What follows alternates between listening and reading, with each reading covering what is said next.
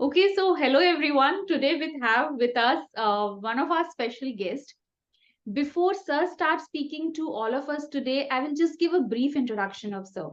He's a person who is sitting in front of all of us. He is a man from sales and business development profession with almost a 3 decades of long work experience. And if I share about what areas, so areas were ranging from the biotechnology to life sciences to the pharmaceutical formulations and the third party manufacturing. Second, correct me if I am wrong at anywhere.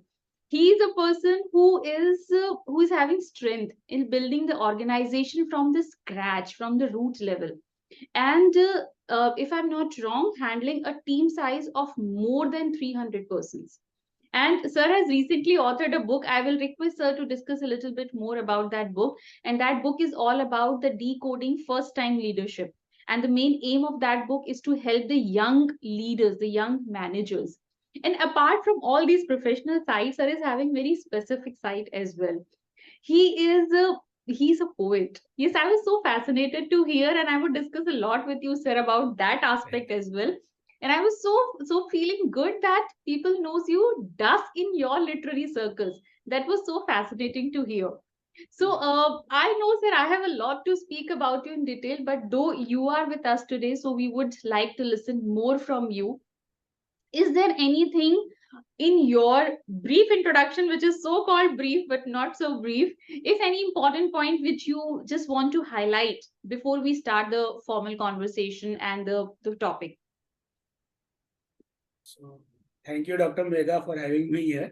And I think yes, you can call it not a brief, but yes, a humble introduction. That's I think fine. Most of every of that you have covered in that. And yes, I have been in this sales and marketing profession since now almost 30 years. And that is what, as you have rightly said, that recently I published a book named Decoding First Time Leadership. So the entire book here is helping young leaders to navigate through their leadership journey based on what my experience of 30 years has been. So it is not just pure theory, it is all about practical experiences and anecdotes that have been put into the book. Obviously, some certain theories and references also have been taken, but it was like, after a certain level of achievement or whatever you think you have achieved, it is like giving back to the society. So I was thinking of writing this book since long, and someone suggested me year on. I have been very active on LinkedIn also. So one of my LinkedIn connections only suggested me that why don't you write a book that could guide young people, Yes. because I was having 2 3 projects in mind, as I think we have discussed earlier also. So one is that other 2 topics are how to be happy at work, and that would be the second book that I am working on now. Great. And the third book that is would be coming up is for the CEOs, which is called "It Is Lonely at the Top." So Wow. how CEOs and C-suite managers would be managing their emotional and psychosomatic challenges when they're at the top and they have to be alone there. So that would be the third thing. So in my limited capacity, I'm trying to, do whatever is possible. So that's how it is. Wonderful, wonderful. And one point you mentioned about LinkedIn. So I have seen that you have been mentioned as a top 50 influencers on LinkedIn as well. That also Yes, I have seen.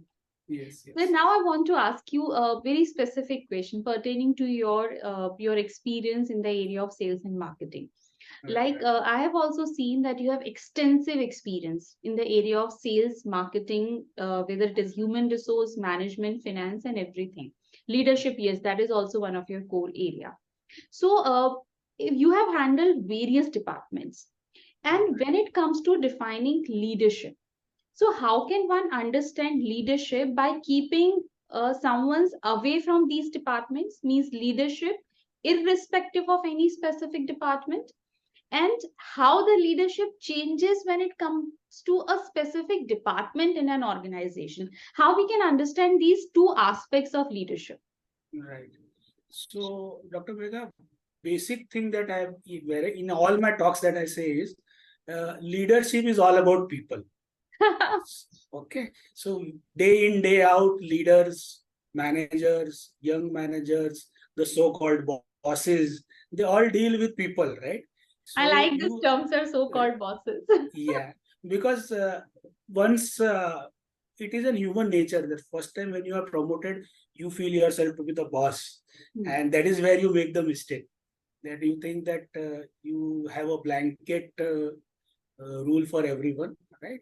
You want to treat everyone in a similar manner, and which is not true because we are dealing with people of diverse backgrounds, diverse cultural beliefs, diverse intelligence, and a lot of impact.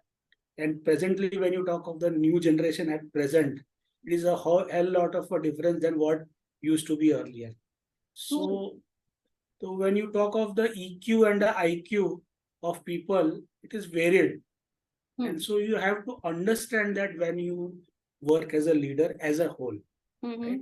So leadership is that when you, and I have been also a very strong advocate of a term called servant leadership, right? Servant leadership is actually not a very new or recent term. It was coined way back in 1970s.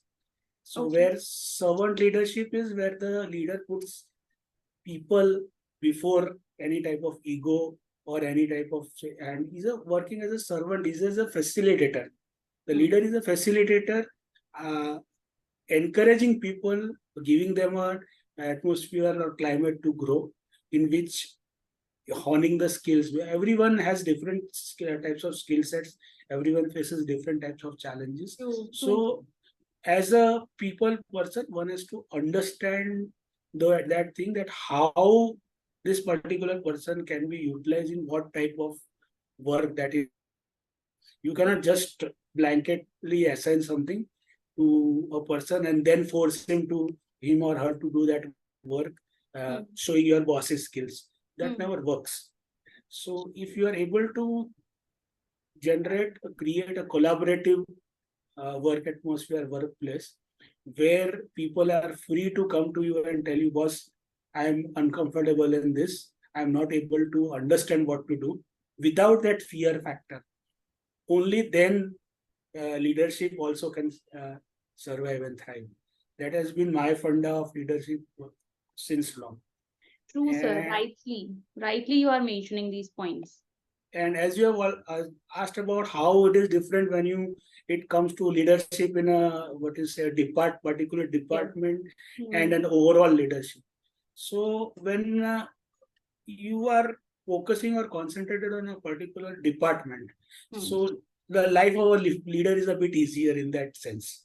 Because what happens is you have a common set of skill set of available, common thought process of people, because that is a particular department. Say, for example, it is finance. So all people who are related to finance and accounts, those guys would be there in the department. Or for an example, if you say it's an HR department, so people related to HR executive, or people like who are responsible for onboarding, or who are responsible for payroll, or who are such type of people. So it is a like-mindedness of set of people which is available. So the diversity, challenges of diversity in departments is less. Okay.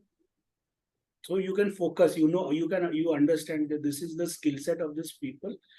So that is why they are in this department, right?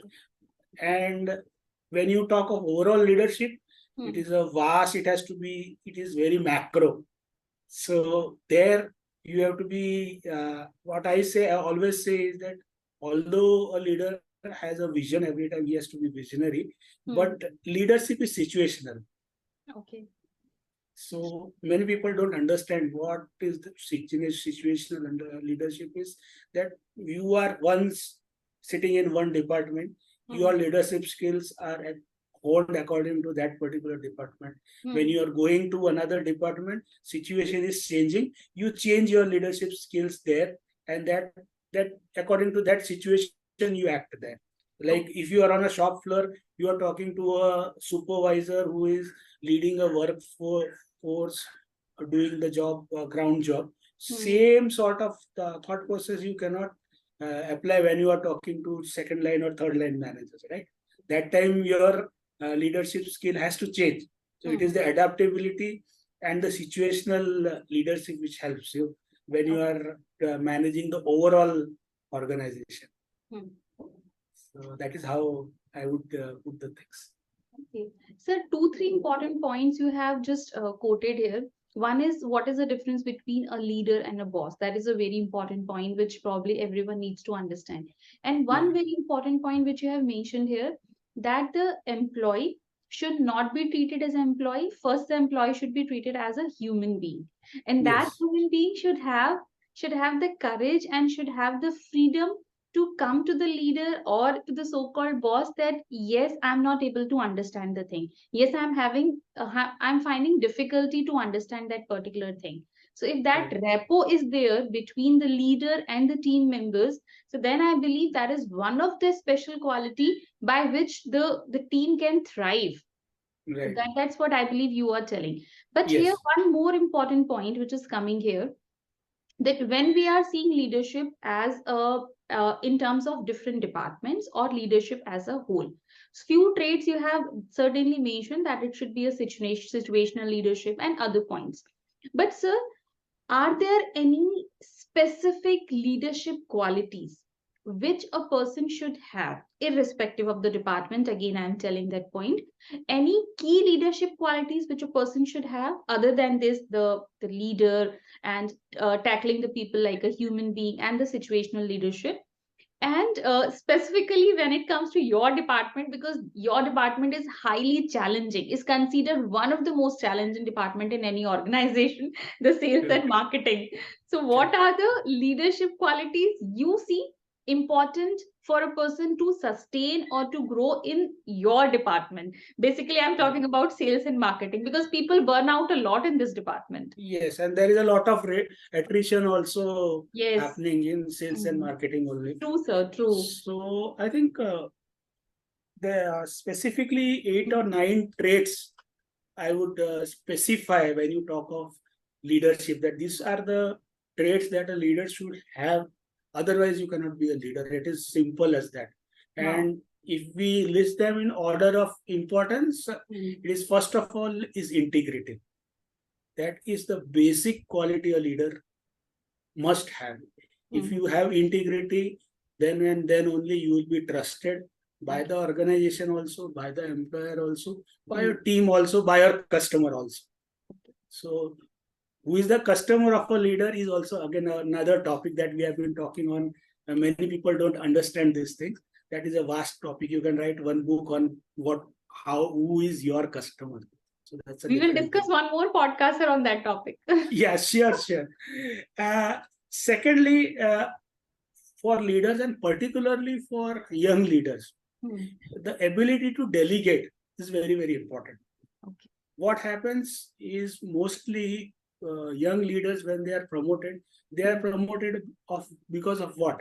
Because of their individual performances, right? Hmm. They have been a star performer, doing great in their job, whatever they have been doing. Looking to that, they have been promoted, Okay. and they carry that legacy when they become leaders. They want to do everything by themselves in their team, That's and why that they is, are burn out a lot. yes, that's why they burn out a lot, and that is why their acceptance also is limited in the team. So one has to delegate, learn the art of delegation. That also is one major chapter in in my book, Decoding the First Time Leadership. That you need to delegate. Delegate means to understand when to delegate, to whom to delegate, how to delegate, where to delegate. You have to delegate things to your team, Hmm. right?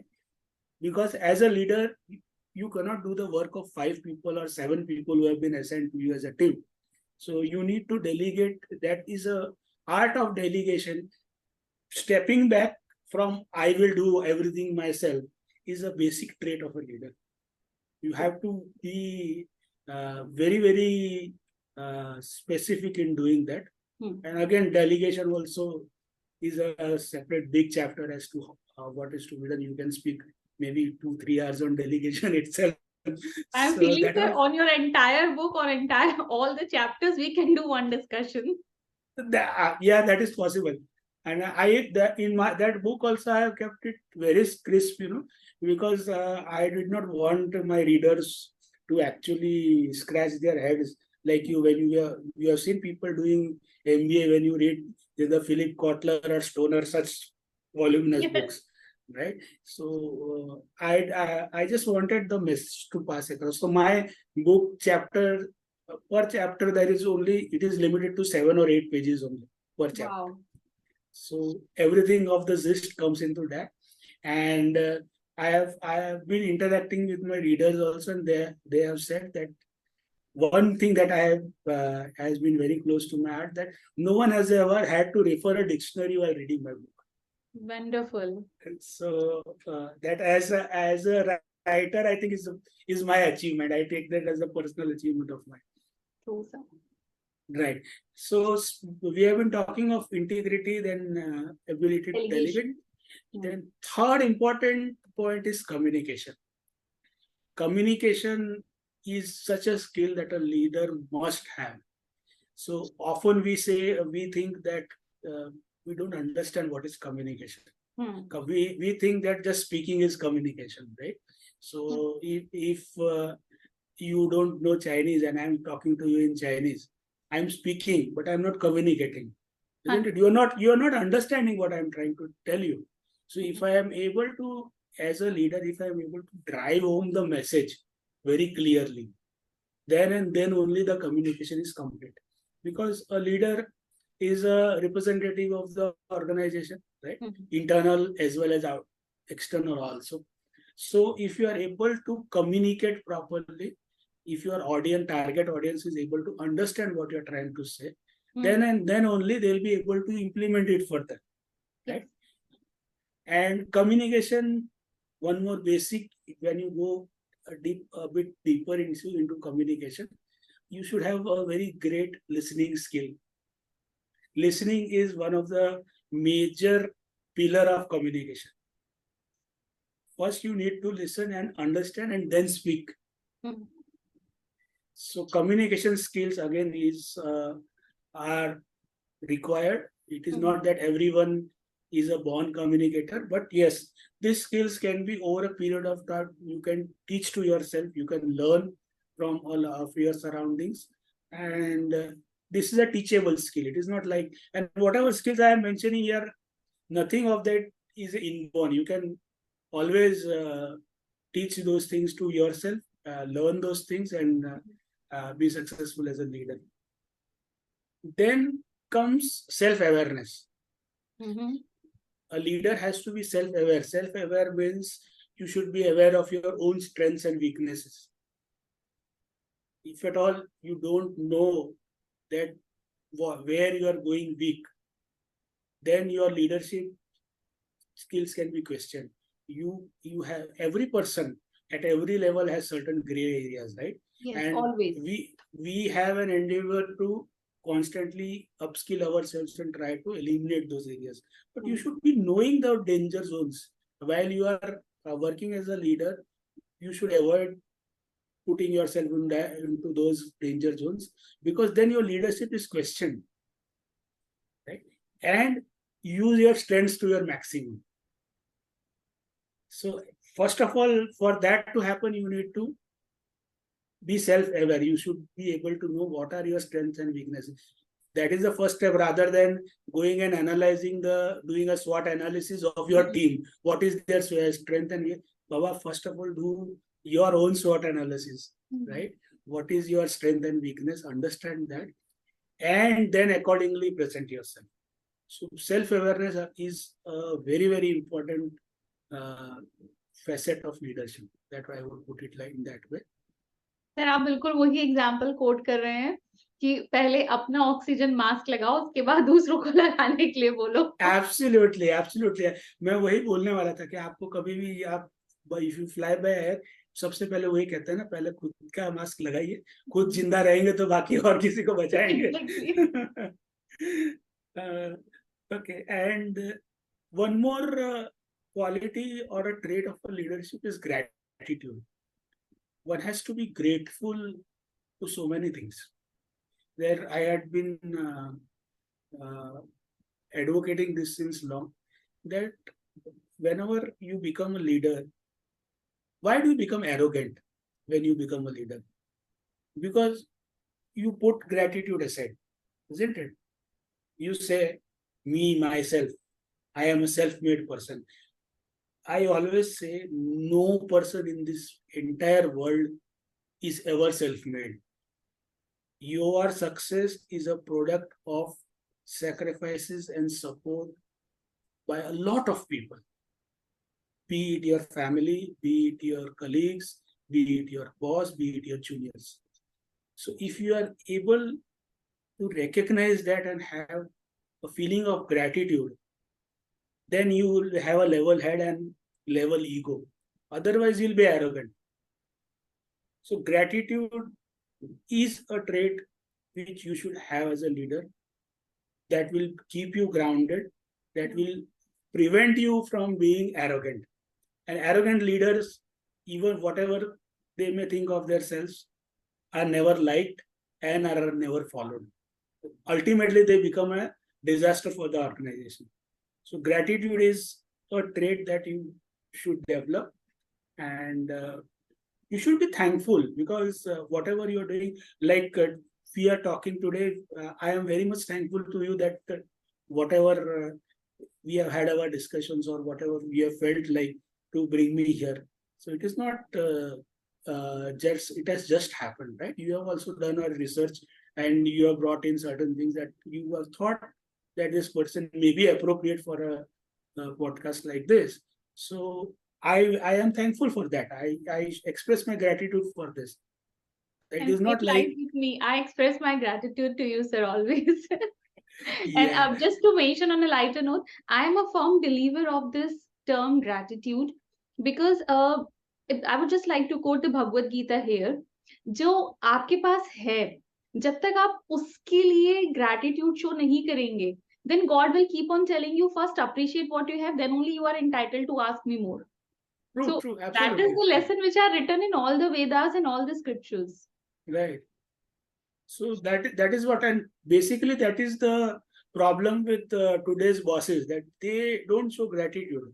Hmm. The smallest of things, if you see, you have, once in the morning you walk into your office, there are n number of things on which you can express gratitude. You know, you have come with a bad headache in the morning, sitting on your bench, and the first cup of coffee or tea that is given to you by the janitor, that is a point where you can express gratitude to that person. That cup of coffee or tea will make your day. You can be thankful to, what is there to say a thank you to that person for that. So even before that, when I enter to my office, the office is cleaned.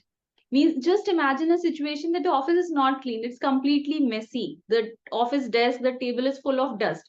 So even my Yes, gratitude goes to the person who cleans that space. absolutely, absolutely, because that is how you are channelized to start your work, right?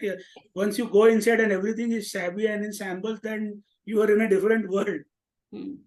right? So that is what, smallest of the smallest things are there where you can appreciate people, show your gratitude, and that humility makes you a very, very good leader, and who is accepted in the team. Because normally what happens is that people face challenges when they are elevated as managers.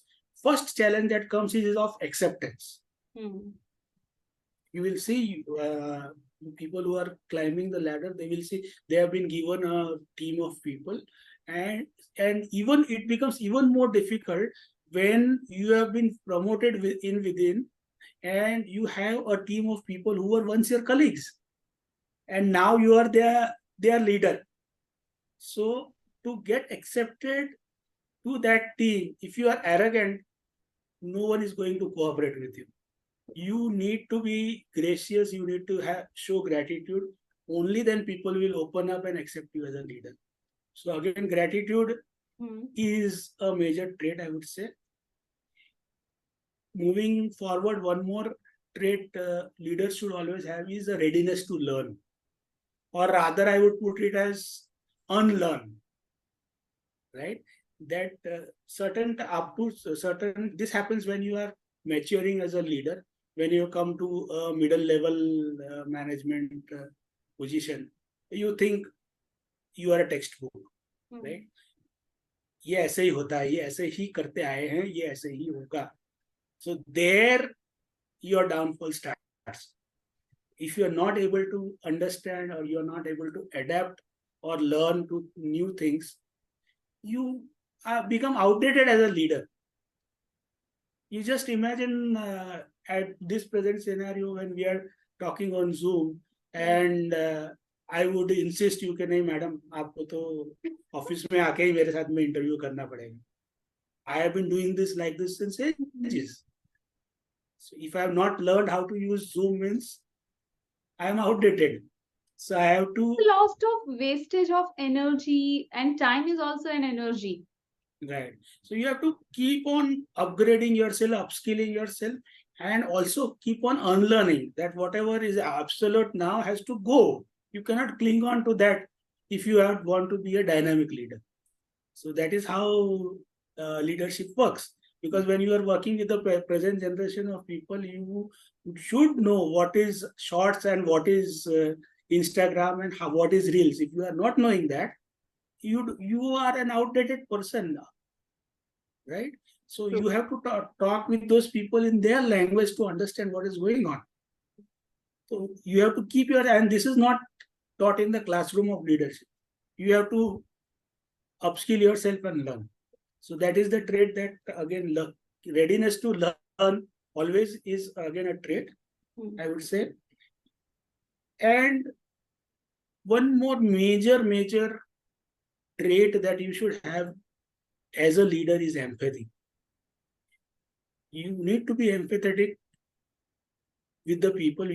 One must always understand the fact that you are dealing with human beings. You're not dealing with clone of yours. एक को बोल दिया तो सारा के सारा काम वैसे ही हो जाएगा.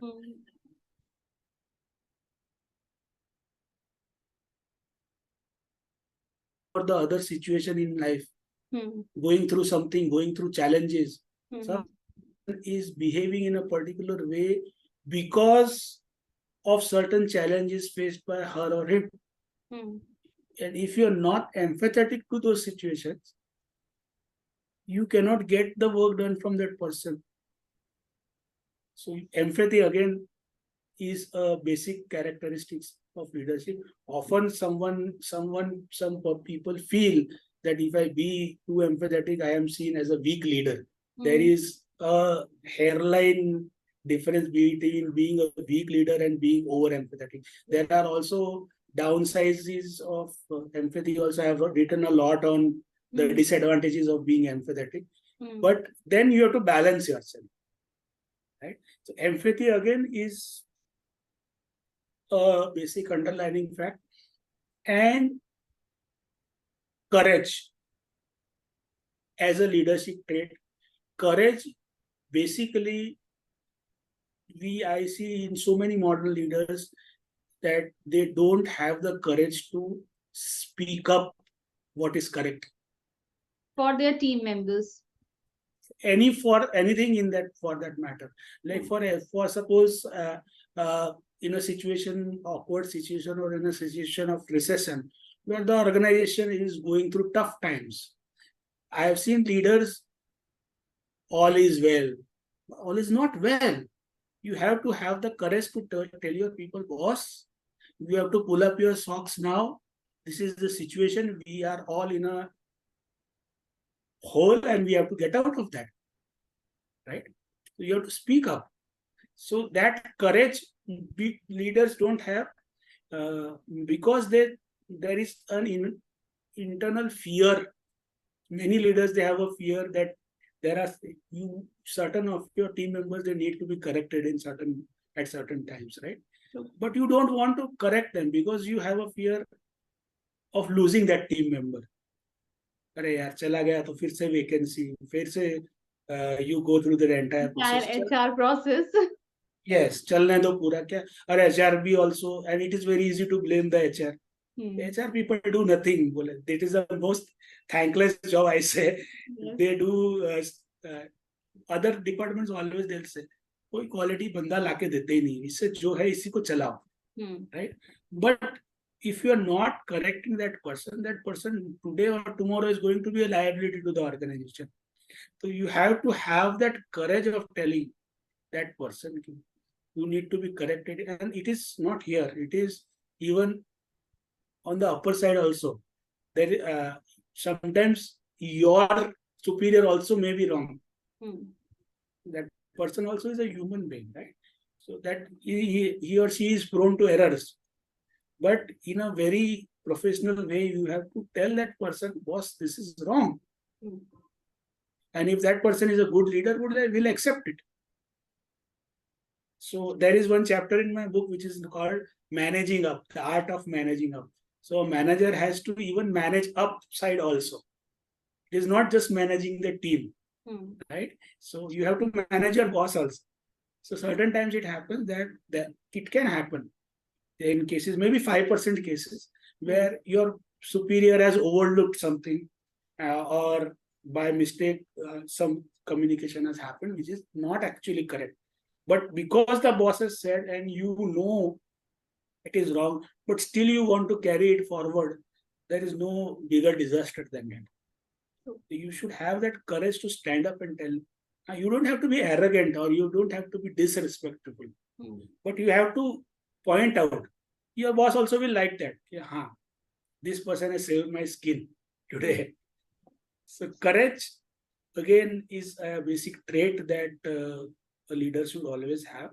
And I have in my corporate life so far, I have seen many of the people, they don't stand up either for their team or for their boss. They want the things to go on as if it happens like this. People are very intelligent. People understand things, and you will always remain a mediocre. If you have to stand out, you need to have courage. So that is it.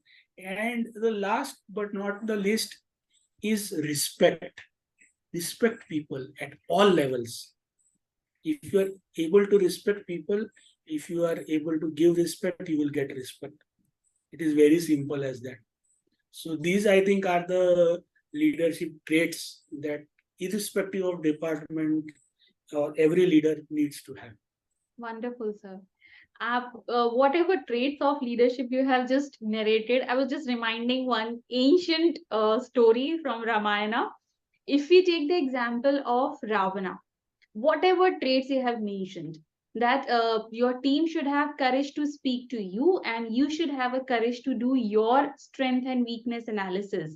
Ultimately, if you are not going to do this, Ravana was a very good leader. Ravana was very intelligent, very methodical person and full of qualities. But what happened? Because he was not having the good leadership qualities, whatever you are mentioning. So what happened? One day your Lanka will burn out. And one day you will be defeated. One day you will just lose all your entire empire and everything. So I believe there are many things from where we can take the lessons from our Vedic literatures and everywhere. And that is a wonderful leadership lesson which I always learn from the Ravana. That no matter how good you are, if you do not know how to handle your team well and you do not listen, because Vibhishana gave a very good advice, but Ravana did not listen. So the result all we know. Just move forward with this little example. Yeah, that's correct. Even in my book also, my book starts with first chapter, which is known as just chapter 0, which I have mentioned. It is not chapter 1, it is chapter 0. And it is all inspiration drawn from Indian mythology. How leadership can be connected to either it is Ramayana or Mahabharata. I have mentioned Bhagavad Gita. There are certain examples I have quoted from that. So as you have said, that it is everything is there in our ancient scriptures. Only we need to decode them and then actually implement them. True, sir. True. 100% true. And so, whatever qualities of leadership that you have just mentioned now, though it is very much evident that these qualities are important for the success of the individual 100% and for the success of entire organization as a whole, because the individuals are forming a team the team leaders then eventually giving their feedbacks to the other higher group of tier 2 and tier 1, and then the entire organization grows. So do you in your entire career you would be having various examples. So have you seen any specific case study or any specific examples of these leadership traits or studies wherein you have seen that the person, definitely. I'm not quoting you because I know about yours. Any specific example in your team members you have seen the person who has acquired these skills, it becomes very easy for that person to climb that ladder in a very smooth manner, in a very sustainable manner as well. So, any Sure, sure. if example comes to your mind, so that the person can correlate it in a better way. Yeah, I think I'll give you very grassroots level of example that in my organizations, and as I firmly believe that as a leader you are only successful when you produce other leaders Yes. rather than producing followers, right? So uh, and identifying talent also. So in couple of my organizations that I have worked, similar patterns I have seen. I have an what you can say knack of observing people very much. So and there are a lot. There is a certain lot of people which is in any organization is the most ignored. If you talk of the peons or the drivers or such lot of people, you only look at them if they don't wish you. आपको सलाम नहीं किया तो आपको लगेगा what is wrong with that. उससे ज्यादा आप उनके बारे में नहीं सोचते हो. Yes. So in one of my organizations, there were a couple of people I could identify. One young peon whose work was to serve tea and coffee to me, keep my cabin clean and everything. That guy I used to see him. He was very enthusiastic and very methodical in doing the day-to-day work. However small work, he would do the work systematically in time and above your expectations. So basically, he was there because of his educational background. He was not a graduate, so he was not given a chance in the organization to any other position. But he was working dedicatedly with the organization for maybe I think 9.5 years, same position. Oh. So then what happened was that I called my HR and I told them, I think this guy has a potential of doing other work than whatever he is doing at present. So we had a vacancy as a store in charge in our one of our divisions, and I talked with the HR. I told them, you consider this person for this candidature, start grooming him, and I also will be giving my inputs wherever needed. Let us see if we can experiment and we can do it. And Megaji will not believe that in a span of 3 to 4 months, that guy picked up that position like anything. Wonderful. He was inducted as a trainee store in charge, and then when I am talking to you, he is the admin in charge of that division after in a span of 3 years. So that is how it has happened.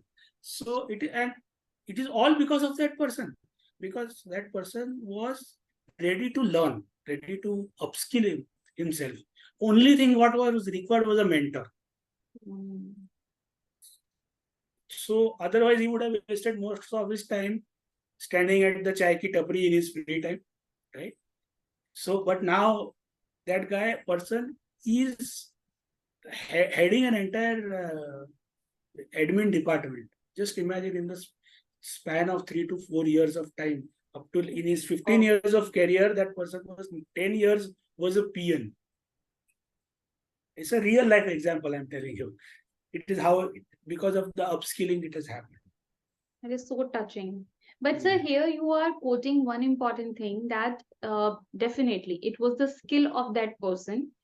Right. But you mentioned one more important thing, which is all about the mentoring.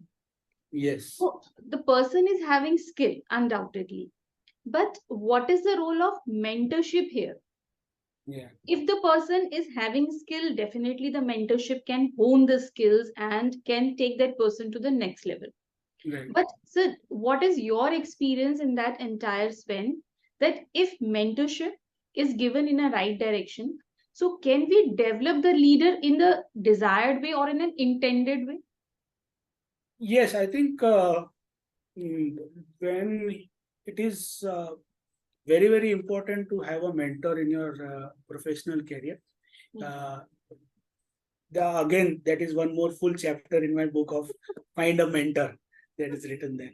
Okay, but yes, basic thing of when you talk of mentor and mentee relationship is that the mentee has to have a willingness to learn first of all. If at all that person has a closed mind, no mentor in the world can do anything, Okay. right?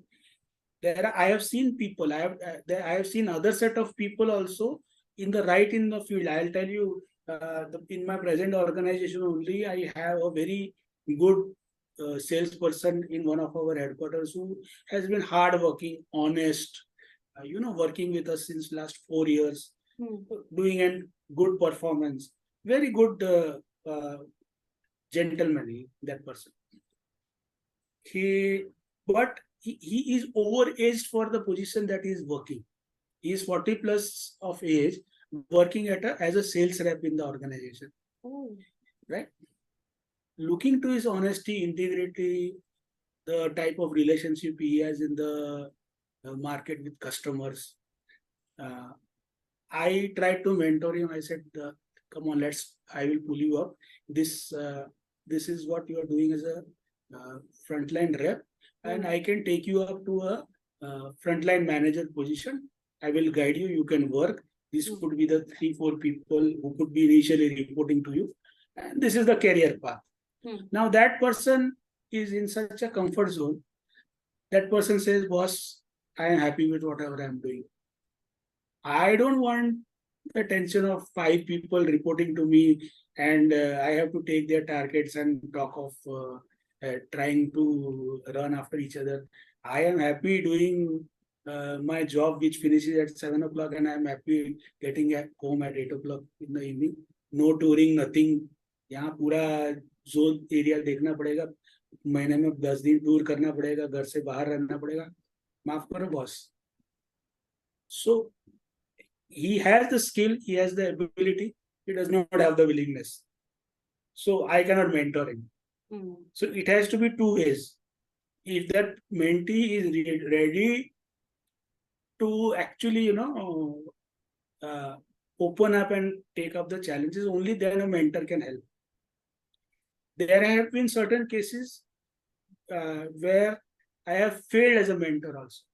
Oh.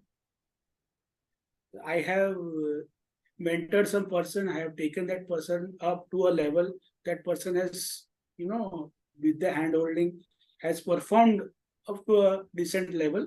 Hmm. And then after that, that person has become complacent. Ab to manager ban gaye na, so what? So then there has been a situation where that person has deteriorated and I have had to demote him back to where he was, right? So, but again, in this example which you are quoting just now, here also coming the role of not coming out of your comfort zone Yeah. and not ready to upgrade yourself more, because you said that one of the quality of a leadership is keep on learning, keep on upgrading. तो sir Yes, yes. आपने उसको एक level तो up कर दिया, but Huh. if the person wants to be remain there or want to level up again, for that the person needs to have that qualities of leadership, means the self learning. True, true, true. So that is what I'm saying. I have quoted you all examples of Yes. success also and failure, and I don't see the demotion of that person as his failure. I see it as my failure, right? Because I have been unable to mentor him in that further to take him further. And I'll give you one more extreme example. There Hmm. are a couple of people in this industry, in the biotechnology industry itself, who are top managers working as country managers in different companies who have been mentored by me. from a basic level of frontline or second line management. Wherever they go, they quote the example of our mentor-mentee relationship. That also is another level. So I feel so happy seeing those people, and the people who work with them, they say, "Boss, ये आपका replica है. He works exactly in the way you work." Wow. I say that also is not too good. You should have your own individuality. But yes, so the people, they were ready to learn, and I have those people even when they are not directly, what you say, connected with me in the same organization presently. Still today, wherever they are caught up, they at any time in the day or night they give me a call and ask, "Boss, what to do? यहाँ पे फंसा हूँ, बताओ क्या करना चाहिए." So there I am able to fortunately guide them because of my experience, and it goes on. So such type of relationship also is there, but it is only and only when you are ready to get out of your comfort zone, you have a willingness to learn and unlearn, only then a mentor can help you. Otherwise, if you say, "I have made you my mentor and now everything mentor ही करो," तो नहीं हो सकता. True, You sir. have example, two extreme examples of mentor-mentee relationship with Arjun and Eklavya, right? Both of them had the same guru, both of them had that equal passion to learn. But I would put Eklavya one step ahead of Arjun when you talk of thinking out of the box and having that dedication to learn. Having being less privileged, but even then being at par or above par the other people. So it is all dependent on your own thought process, how you want to do it. Only then and then a mentor can help you. So means इसको भी हम यहाँ पे बिल्कुल उस तरह summarise कर सकते हैं कि if you have a will to upgrade yourself, so definitely you will find a mentor. And here I would Exactly. like to quote, just on a lighter note, I was having a will to find the persons to have on this podcast, the good people, and I'm finding. Yeah. True. I have seen your other podcasts also. Really, they are very wonderful. Seeing so many good people you have been interacting with. Thank And you so much. I am fortunate now that I am also in the list now. Thank you so much, sir. Okay. So no doubt the discussion with you is so interesting.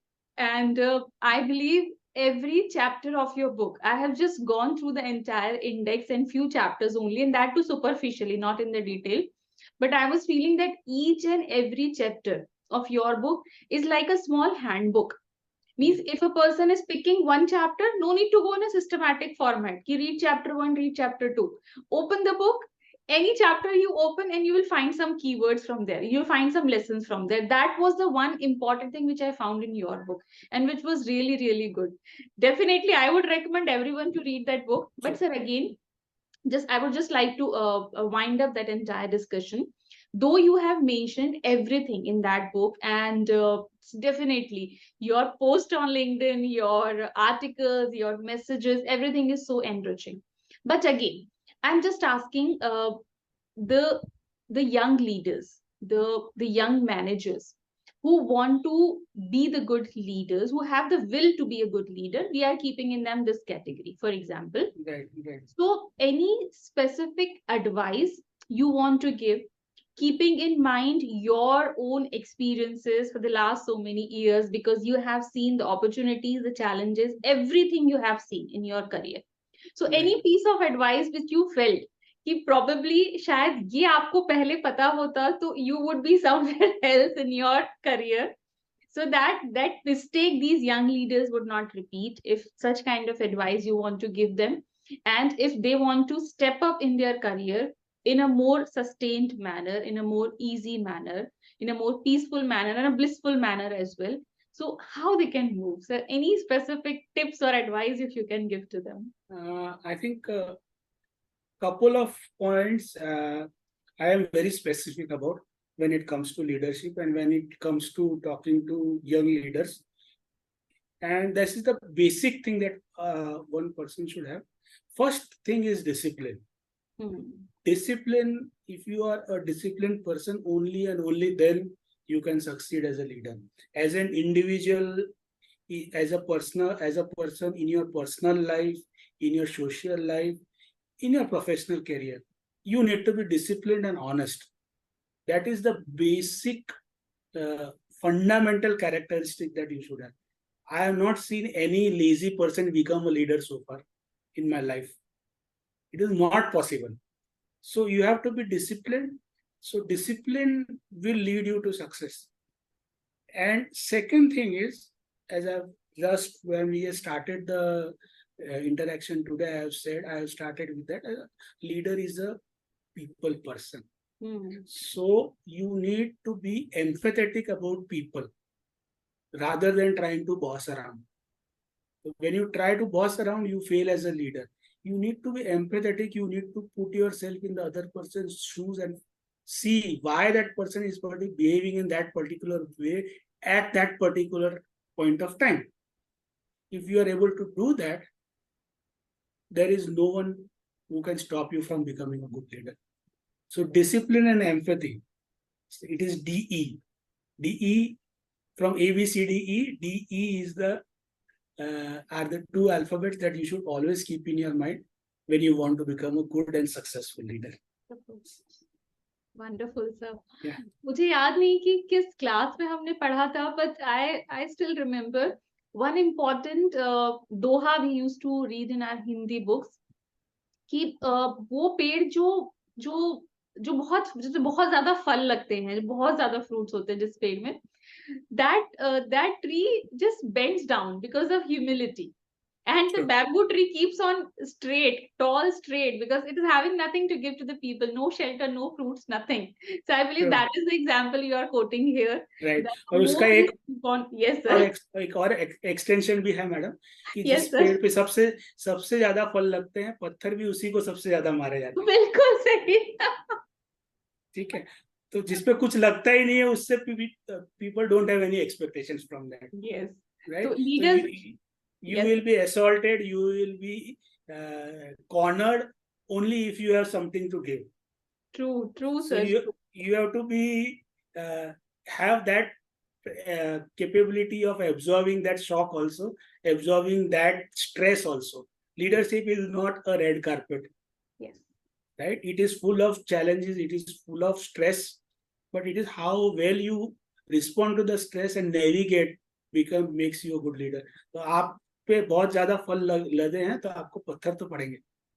Or the people should start thinking in this way: if the people have started criticizing you, if the people have started talking about you, it means you have something that is the people are talking about. Absolutely, absolutely correct. True, that's true, sir, 100% true. Yeah. And I am feeling that my questions will never end for this podcast. 100%, it can never end. It can go endlessly. So it means that that's my humble request, and because that will go online, that entire episode is going to be online. True. And that's the thing which I'm asking to you, because I'm seeing you as a tree full of lots of fruits. So I'm asking one fruit for having more discussions, more podcasts, more knowledge sharing. And I hope that you will not say no to me. Absolutely no. Wherever it is possible for us mutually, we'll do it. And whatever topic you think where I can shed a little bit of light from my humble experiences so far, I'll be more than happy to do it. Thank you so much, sir, for this entire enlightening discussion in a more simple manner, because that was so simple thing about leadership which you have just quoted, the 8 pointers which everybody should have.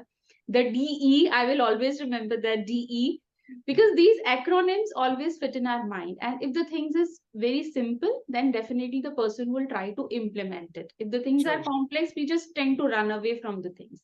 And I believe that is the beauty of your writing, which I admire a lot.